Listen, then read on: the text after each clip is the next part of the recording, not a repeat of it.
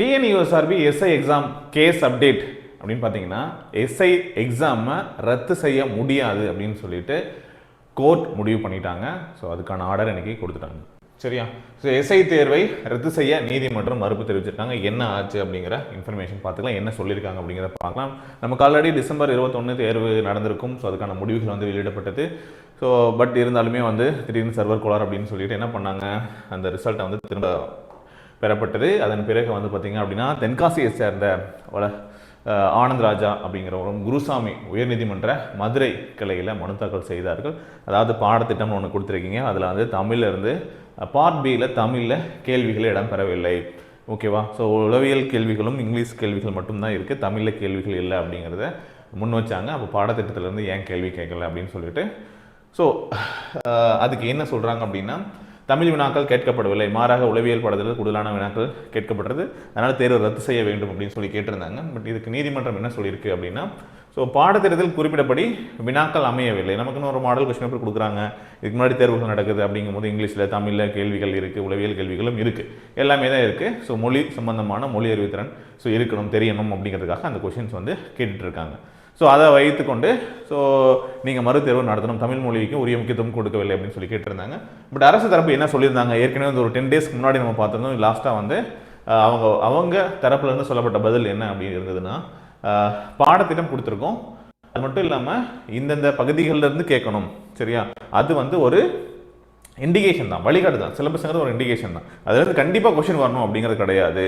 பாடத்திட்டத்தில் உள்ளே குறிப்பிட்ட எண்ணிக்கையில் தான் வினாக்கள் கேட்கப்பட வேண்டும் அப்படின்னு சொல்லிட்டு தேர்வர்கள் உரிமை கோர முடியாது அப்படிங்கிற மாதிரி ஒரு அப்டேட் வந்து கொடுத்துருந்தாங்க. சரியா? ஸோ நீதிபதி புகழேந்தி அவர்களுடைய தீர்ப்பு, மனு தள்ளுபடி, எஸ்ஐ தேர்வை ரத்து செய்து மறுதேர்வு நடத்த உத்தரவிட முடியாது அப்படின்னு சொல்லிட்டாங்க.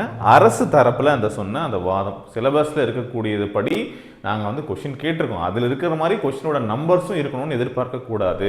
நாங்கள் பாடத்திட்டத்துக்குள்ளே இருந்து தான் கேள்விகள் வந்து கேட்டிருக்கோம், அதை தாண்டி வெளியே போகலை.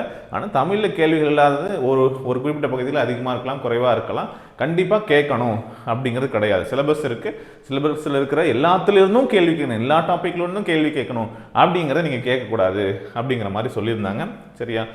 ஸோ பாடத்திட்டத்தின்படி தான் குறிப்பிட்ட வினாக்களை கேட்க வேண்டும் என்று தேர்வர்கள் உரிமை கோர முடியாது அப்படின்னு சொல்கிறாங்க. பட் முன்னாடியே நீதிபதி எப்படி வந்து தமிழில் ஒரு கேள்விகள் கூட கேட்காம எப்படி வந்து நீங்கள் கேட்கலாம், அப்புறம் சிலபஸில் இதுக்கு ஒன்று இருக்குது அப்படிங்கிற மாதிரி வந்து கேட்டிருந்தாங்க. பட் இப்போ வந்து இறுதியாக வந்த இந்த ஜட்ஜ்மெண்ட்டில் வந்து பார்த்தோம் அப்படின்னா அரசு தரப்பு வாதத்தை நீதிமன்றம் எடுத்துக்கொண்டது அப்படின்னு சொல்லியிருக்காங்க. ஸோ இன்னும் ஃபியூச்சரில் வந்து பார்த்தோம் அப்படின்னா எதிர்காலத்திற்கான உத்தரவு என்ன அப்படின்னா, மனு தள்ளுபடி செய்யப்பட்டாலும் ஒரு முக்கிய அறிவுரை என்ன சொல்லியிருக்காங்க, வருங்காலங்களில் காவல்துறை தேர்வு நடைபெறும் பொழுது வினாக்களுக்கு, அதாவது தமிழ் வினாக்களுக்கு முக்கியத்துவம் கொடுக்க வேண்டும் அப்படிங்கிற மாதிரி ஒரு இன்ஃபர்மேஷனும் கொடுத்துருக்காங்க. சரியா? ஸோ ஒரு அட்வைஸ். ஸோ டிஎன்யூஎஸ்ஆர்பி அவங்க தெளிவாக இந்த தேர்வை ப்ராப்பராக அந்த எக்ஸாம் பேட்டர்னாக நடத்தினாங்கன்னு எந்த பிரச்சனையும் கிடையாது.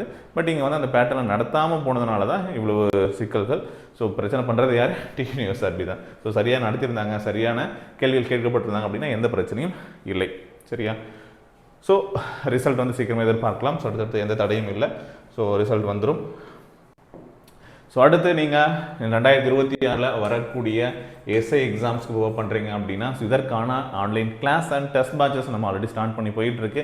தேவைப்படுறவங்க 8681859181 அப்படிங்கிற நம்பருக்கு காண்டாக்ட் பண்ணி ஜாயின் பண்ணிக்கோங்க. Test batch and video classes batch admission வந்து போயிட்டுருக்கு. Okay, thank you.